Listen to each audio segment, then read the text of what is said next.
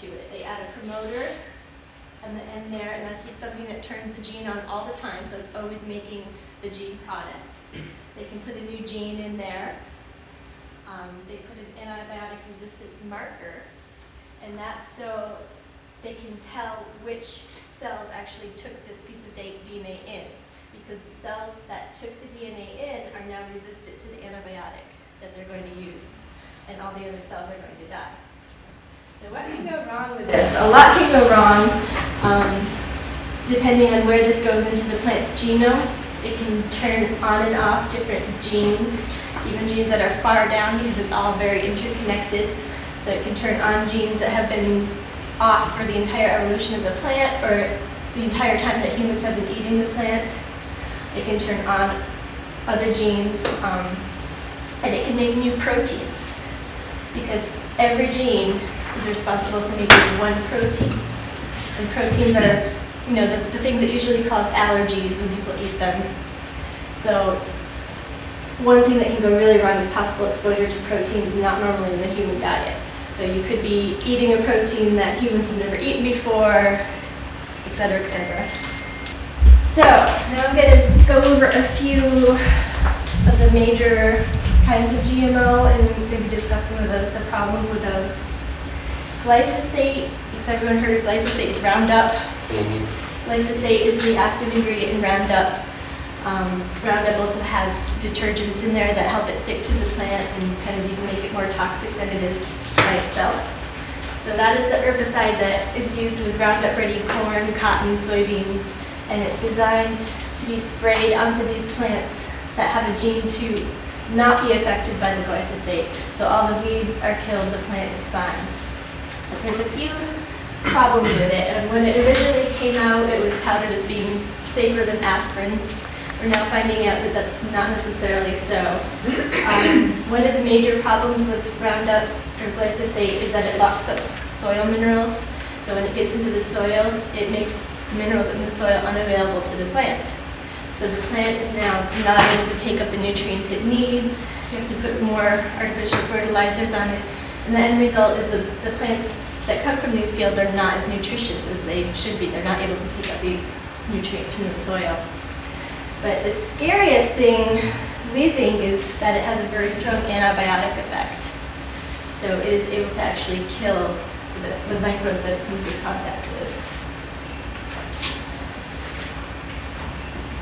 So when you spray Roundup on the field, you get shifts in the microbes that are in the soil. And the shift that happens is towards pathogenic or bad bacteria, because the glyphosate tends to kill off the beneficial bacteria first. So you get the lactobacillus and all these good bacteria that you hear about are killed by the glyphosate, and the salmonella, E. coli, clostrobacterium that cause botulism, they all are allowed to grow because there's all this open ecological space then.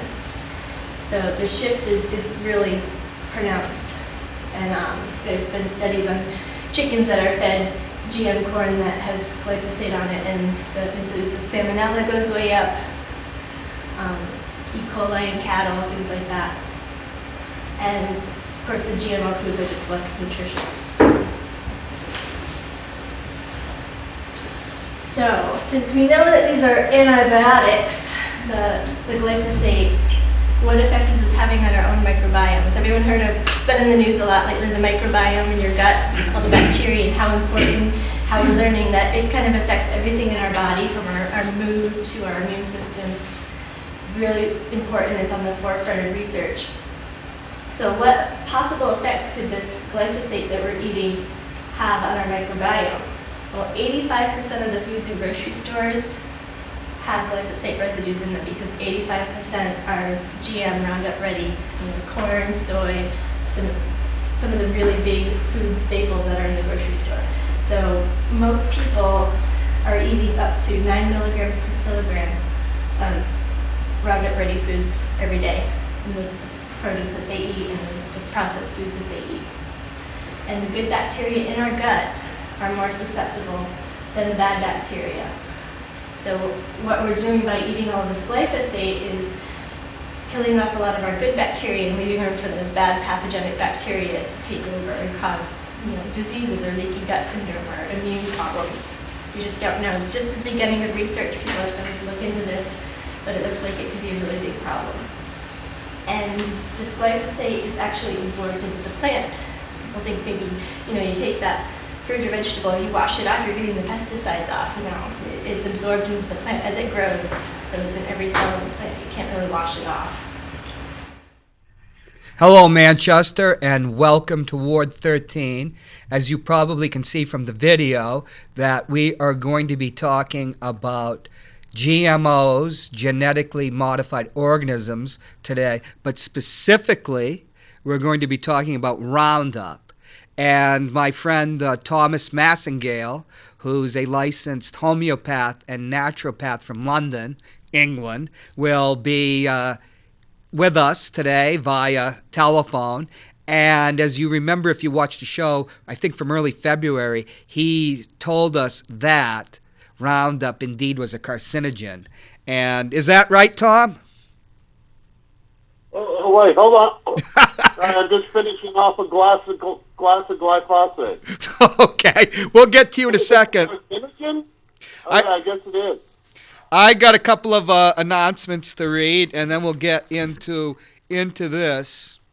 On April 9th, Thursday, a week from today, Candace Millard will be appearing at 7 p.m.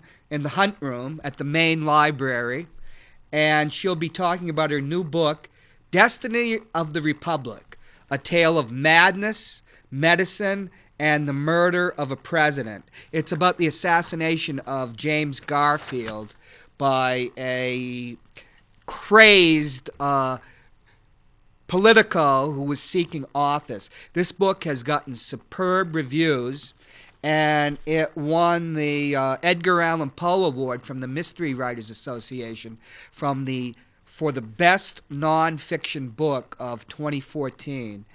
And she's supposedly a superb writer. I'm going to get this book. In fact, if I can, I'm going to go to the branch today and try to get a copy. But that's Thursday, April 9th at the main library at 7 o'clock. Candace Millard. Another thing, next Wednesday, April 8th, Rand Paul. Rand Paul is going to be in New Hampshire. I've got my ticket. He's going to be in Milford. And I plan to have a story about the Rand Paul campaign published by that day. Hopefully I can sneak my way in. And the other thing that's coming up is Tuesday on the 7th. Let me have it. I have it here. Tuesday the 7th. On Tuesday, April 7th at 9 a.m. up in Concord in rooms 202 and 204 of the Legislative Office Building, the House Ways and Means Committee is going to have hearings, public input onto the casino bill, which was just passed by the Senate. I plan to go up there and testify in favor of the casino bill. And Joel Elber of Manchester is going to join me. This is the thing. One thing I can't understand about how the gaming bill died last year, how representatives from Manchester could vote against the bill. We so desperately need revenue. This is a state without any broad-based taxes. There's no sales tax. There's no income tax. The pledge is written in stone. It would take, King Arthur with Excalibur to change such things, and King Arthur, sadly to say, never existed. We need revenue, particularly in this city. And the bill, I've read it. It's better than the last version. And Lou D'Alessandro, who's the sponsor of the bill. John, do you have that picture of Lou? That's him in front of the press room, which is named after Don Tibbet's father. And it's a good bill. It answered a lot of the questions from last year. And on Amsterdam last night, Lou said it would bring $3 million to Manchester. We need that money. Ted Gatzis, in his op-ed piece in the Union Leader and in his budget speech, is painting this rosy picture of Manchester and our economy and our finances. And it's just like Pat Arnold, was on Joe Kelly Lavasser's show. It's just a bunch of political hot air and hooey. We need revenue. And folks, it's incumbent on you to contact your reps and tell them they need to vote for this bill. With Massachusetts is now a gaming state. Can New Hampshire afford not to be one? Just think, when people book conventions in the state of New Hampshire or any place, they look at certain amenities that people, a convention goer who's going to blow off some steam wants to do, and gaming is one of them. And believe me, this city has enough illegal gaming going on, So Joel, Elber, and I, we're going to go up to Concord. That's Tuesday, April 7th, Ways and Means at 9 a.m. We need that revenue, folks. Manchester is, when you talk to, we're all but bankrupt. Okay. Tom, we're going to run that slideshow about genetically modified organisms. Then we'll get to Monsanto. John, can you run that slideshow? This was from Laura Dunwoody and Daniela Connolly about understanding GMO, the science and the evidence. What is GMO? And why do we need it? I'm going to have this on the Ward 13 with Jon Hopwood Facebook page, and you can go check it out. The thing is, they gave a great talk, once again at the library, and what Roundup, what's going on, we'll talk to Tom, is they're genetically modifying these organisms to actually accept Roundup. Is that true, Tom? That's true. Monsanto is a chemical company first. What's known as Roundup tolerant, or as Monsanto likes to say, Roundup ready. Roundup ready. It's in at least 80% of all processed foods in America, and that's not even counting the corn and the grain. Now, one of the points they made is the GMO studies are deeply flawed because they do not use the protocols that the pharmaceutical industry uses. They do feeding studies, but they don't follow the double-blind, randomized, controlled tests. And so basically, what Dr. Connolly was saying, she's a medical doctor, as well as I think she has a degree in bioscience, is that it's just plain blather to say that genetically modified organisms are safe, which is the mantra of the media. Is that true, Tom? Yeah, I think with genetically modified organisms, the science isn't there yet to tell us anything, really. I mean, we have a lot of indications that there's a lot of toxicity and a lot of harm. There may be a lot of harm. I mean, some claim that's not true. Just like some claim there's no such thing as climate warming. Yes. But we really don't know if it's the genetically modified plant or if it's the fact that it's chock full of Roundup and that the Roundup has chelated away a lot of essential minerals we need and harmed the biome of the soil and then the biome of our gut. There are a lot of different theories, and we just can't say for certain A, B, and C are what's causing problems, and D and E are not. We don't know. Right. With Dunwoody, Laura Dunwoody, and Dr. Connolly, one of the things they made, first of all, they explained it. We know what GMO foods are, how they go in and change genes. And it is not just a benign thing that happens to the plant. It affects the plant, doesn't it? It affects the actual and we proteins. don't know the extent of those changes. Well, we know what we going to change, but we don't understand what it switches on and off down the line and how those genetically altered organisms actually affect us when we metabolize them. And Tom, do you know why that is? Because it's the... Sorry, do I know what is? Do you know why that is? That we don't know? Because as Dr. Dunwoody says, the GMO industry has not done any follow-up research. It's not in their interest, is it? Well, it's just the opposite. I mean, the Lancet Oncology just the other day published a WHO report from the International Agency for Research on Cancer. It's a WHO-sponsored organization. And they came to the conclusion that glyphosate probably does indeed cause cancer. Right. And, of course, rather than looking at the evidence and committing to going further with research, all that Monsanto seems to be doing is throwing their toys out of the pram and screaming bloody murder up and down to whoever will listen. John, can you show us that photo of Monsanto, the pic Monsanto? That, for Monsanto, a season of woes. This is the Wall Street Journal, folks.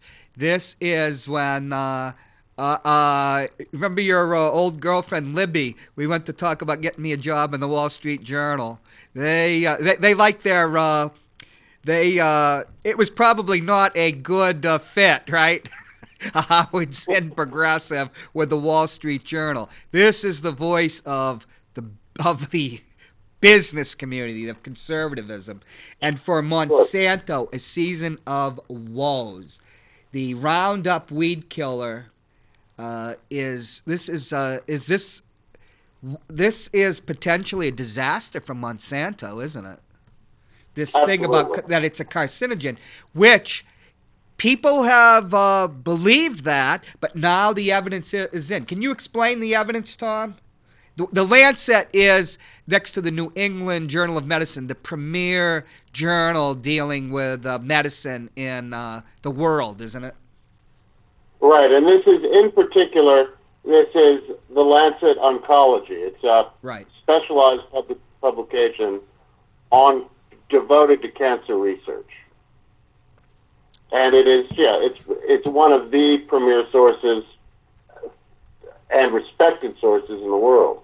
And of course, when things like this are coming from the WHO, which is really where the research comes from, that the Lancet, a peer-reviewed journal, chose to publish, they don't make these charges lightly, let's put it that way. Right. Because they know what they're against. Now, have I read the report? No, this just came out. I actually look forward to reading the report in full.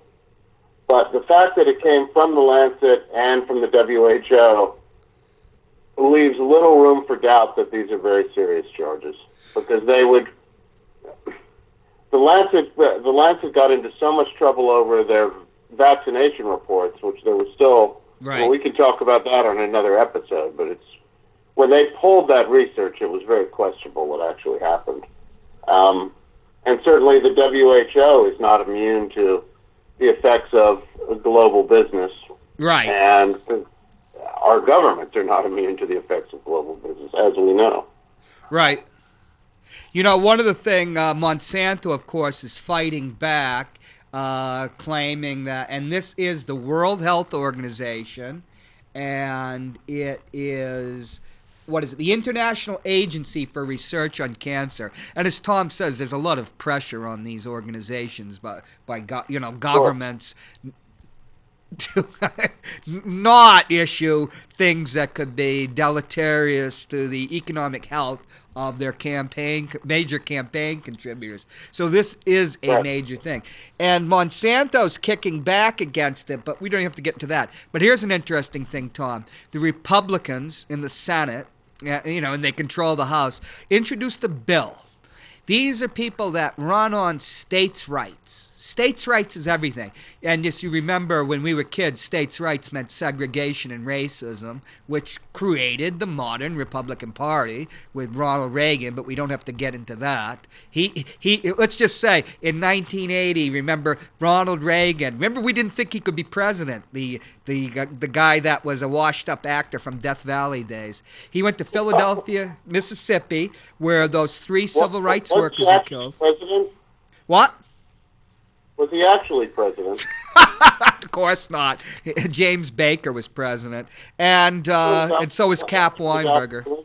Thing was, he went to Philadelphia, Mississippi, and gave states' rights, which every Southerner knows is racism and segregation, and that to the solid South, like when my father lived in Atlanta.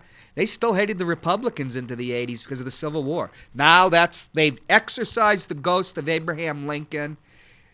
And they're the party of the South, and they're always talking about states' rights. But listen to this, Tom. They're going to have a bill that's going to preempt all state laws on GMO labeling. They have such integrity, don't they, when it comes to the law?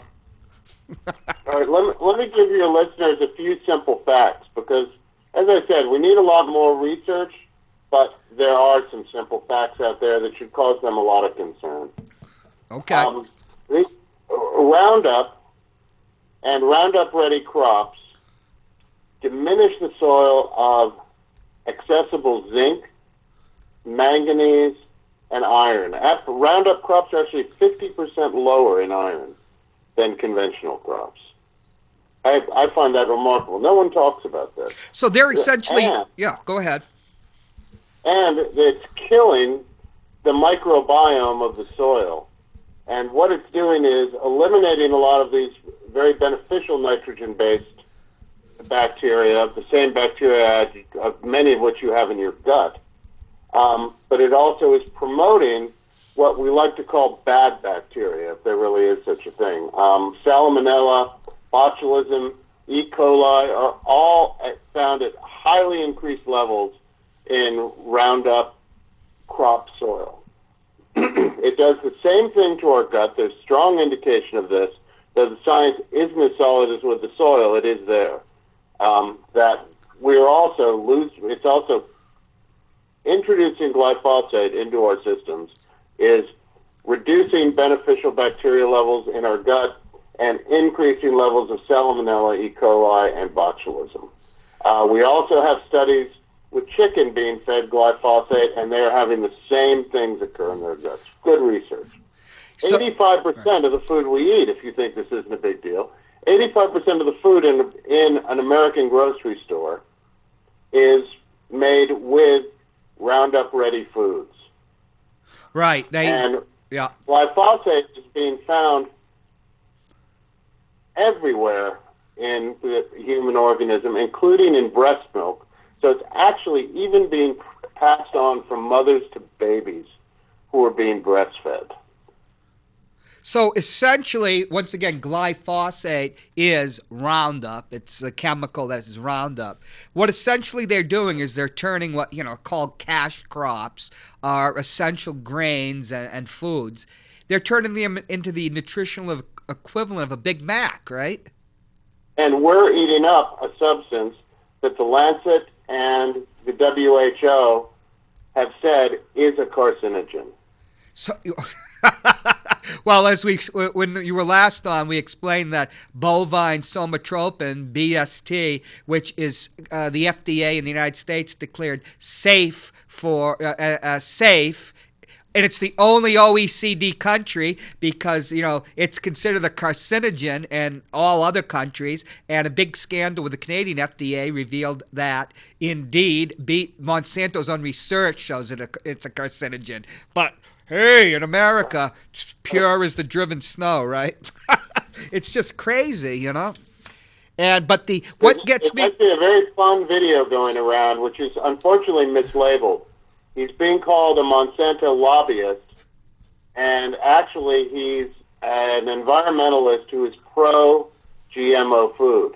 Now, who's lining his pockets, we don't know, but I can't say it's Monsanto, which people are saying, and they don't have that knowledge. But what he says in this video is that Roundup is perfectly safe, and he could drink a bottle of it right now, and it wouldn't do him a bit of harm, and that people have tried to commit suicide with Roundup and have failed in it. And then so the French television interviewer offers him a bottle of Roundup to drink. Well, And that's amazing. it's a very fun watch. Needless to say, he doesn't drink it. He keeps saying, "What do you think? I'm an idiot." Well, we're gonna get you on next week's show. Maybe I'll dig that video up because there's so much to talk about. It's just remarkable. Like, let's see. There's antibiotic effects of glyphosate on the human organism. And the good bacteria in our guts are more susceptible. We only got a couple more minutes, Tom. There's 9 milligrams per kilogram on average in Roundup Ready foods. That is amazing what we're taking in. The biggest petition in history is the American petition to get this food labeled, so that you know whether you're getting Roundup Ready food, whether you're getting genetically modified food or not. Right. And our government is trying to bury it, trying to make sure that doesn't happen. Hillary Clinton, I saw a speech with Hillary Clinton the other day, and she was suggesting not that we need to look into these things and protect the public interest and the public, but her constituents, if you will, if she gets elected, but instead what we need to do is stop calling them GMOs, because genetically modified sounds so scary and Frankenstein-like. So we need to come up with more friendly terms. It was like watching 1984. Well, it is 1984. It's Orwellian language, and we know the Clintons are masters at it. Just watch your press conference about the emails. John, how much time do we have left? We got to wrap it up now. Why don't you come back next week, and we'll talk more about this. We'll talk about, I think you want to talk something about vaccinations. And I think you should at some point, yeah.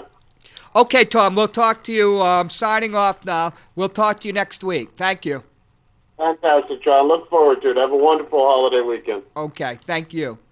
And thank you, Manchester. Remember those, if you want revenue, if you want to save Manchester, I'd suggest you call your state reps about the gaming bill and make it up to Concord on April 7th, 9 o'clock. I'll be there. Joel will be there testifying in favor of the gaming bill. It's a good bill. We need it. Happy Easter, and we're going to go out with check out their websites and go on to Ward 13 with Jon Hopwood, the Facebook page, and we'll have the videos and this. I'm going to try to get the ladies on, and we call them the ladies, kind of retro, but what the hey. See you next week. Thank you.